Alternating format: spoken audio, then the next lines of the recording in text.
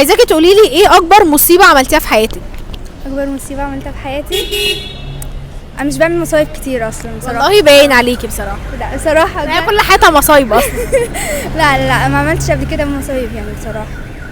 ما اكيد افتكرش. مفيش بني ادم ما بيعملش مصيبه معروفه. انت عملتي مصيبه، انا عملت مصيبه، كلنا عملنا مصايب. لا ماشي بعمل اكيد، بس اللي هو مش لدرجه مصيبه كبيره قوي. طب ايه بقى المصيبه الصغيره اللي مش قوي؟ مصايب صغيره. تشير بقى وكده.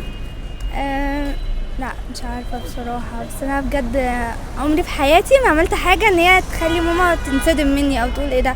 اول مره واحده بس المصيبه اللي عملتها ان انا كتيت من درس وهي قفشتني بقى كده. درس ايه ده بقى؟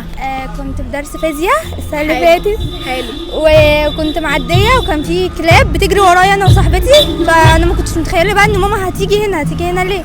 فبص لقيتها في وشي بتقولي انت بتعملي ايه؟ قلت لها اصل الدرس خلص. راحت صاحبتي بتقول لها